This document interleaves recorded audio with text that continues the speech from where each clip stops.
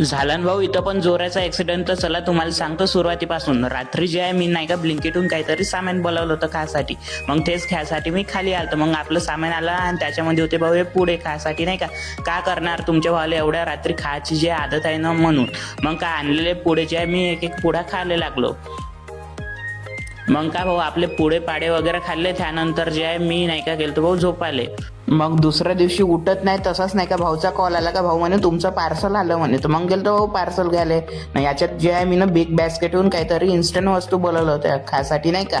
तर चला तुम्हाला दाखवतो. याच्यामध्ये मी बोलवलं होतं इन्स्टंट पोहा, इन्स्टंट शेवया आणि इन्स्टंट इडली.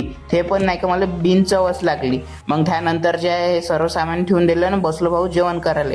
मग काय जेवणात आलं होतं भाऊ आज मटर पनीरची भाजी. मग काय जेवण वगैरे केलं. त्यानंतर जे मी गेलतो आपल्या रूम 5च्या पार्कमध्ये घुमासाठी. मग पार्कमध्ये आलो आणायला लागलो भाऊ आपलं वर्कआउट करायसाठी. मग आपलं वर्कआउट वगैरे पूर्ण केलं. त्यानंतर जे मी फ्रेश होऊन नाही का डायरेक्ट आलो मेट्रो स्टेशन. कारण मला जायचं लोकमान्य नगरले. मग का भाऊ लोकमान्य नगरमध्ये आलो आणि इथं पाहतो का इथं तर गाडी कारनं म्हणजे बाईकवाल्याला ठोकलं होतं. इथं चांगलाच ॲक्सिडेंट झाला. आणि इथचं ट्रॅफिक तर विचारू नका इतकं खतरनाक होतं का सोडून द्या.